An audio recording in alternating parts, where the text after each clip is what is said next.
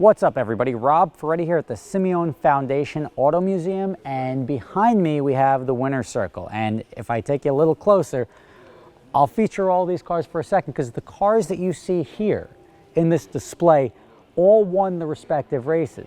1927 Nürburgring, 1937 Le Mans, 1938 Mille Miglia, 1954 Le Mans, 1958 Nürburgring, all actual winning cars from these races. Now, having one of these in the collection would be amazing. Having five of them was it five of them here? Yeah, five of them right here in one spot is just next level. So if you're ever in the area near Philadelphia, just outside of Philadelphia, stop in and check out cars.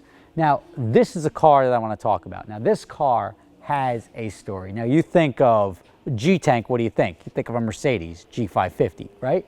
This is a 1936 Bugatti Type 57 G-Tank. Now, this car won Le Mans in 1937, and what's really special about it is that there were three of them, and now there's only one, and this is the only one left in the world.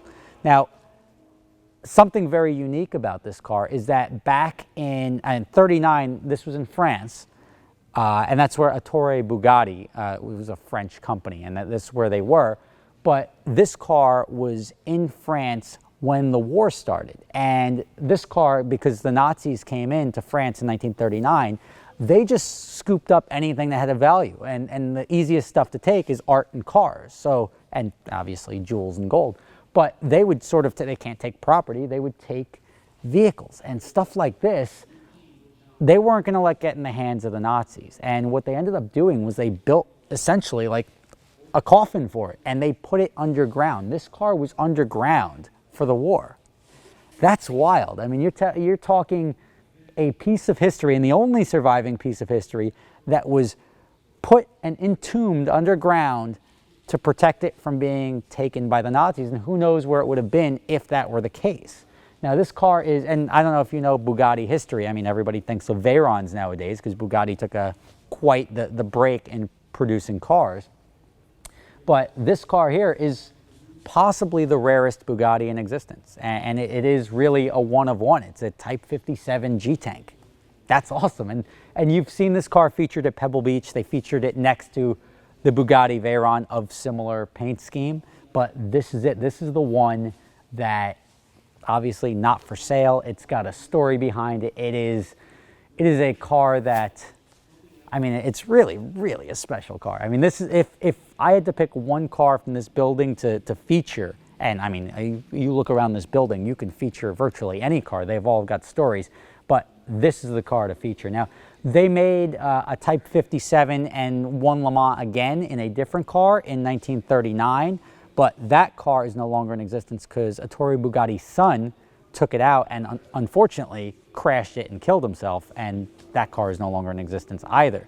Then the war happened, they stopped producing cars for a time, but again, you're talking this car right here in just all of its glory is really something to just stop and look at for a while. I mean, just the story, having a car that is buried underground. It's that special. How many people own a car that you'd bury underground? I mean, everyone's like, I ain't gonna let my ex-wife get that car. I'm gonna bury that shit underground. No, this is actually worth hiding and preserving. I mean, this is a piece of history. This is, if I had to put a price on it, you can't, because putting a price on something means somebody can come in here, offer money, and walk out with that car. This car is history. It runs, it drives, and it's being preserved. And when I'm saying it's being preserved, the owner, Fred Simeone, will select the next owner, who is not an owner, but sort of a caretaker, allowing this car, if it does change hands from the Simeone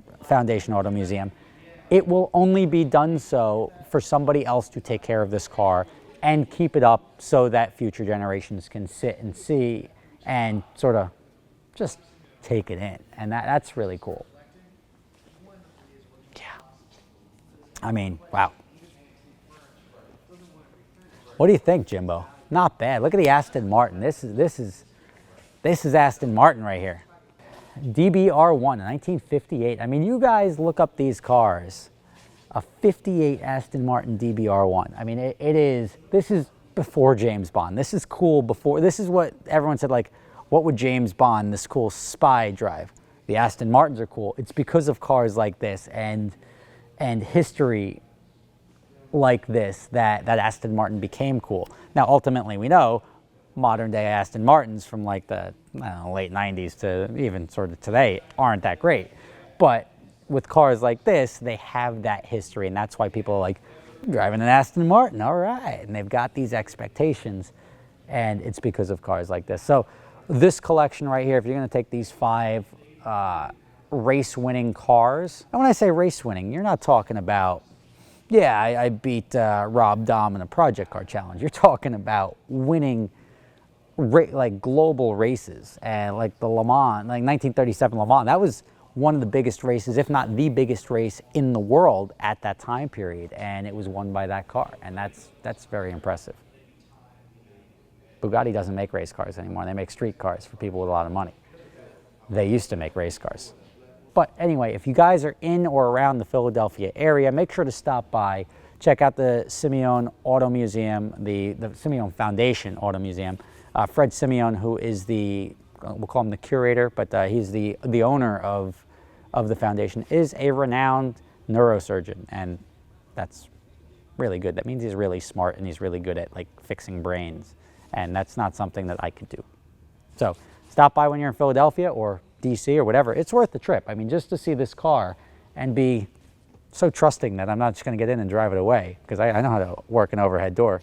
I don't know how far I'd get, but I know all the cars run, and this car probably doesn't even have a key. It's a race car. I know how to start race cars. See you next time.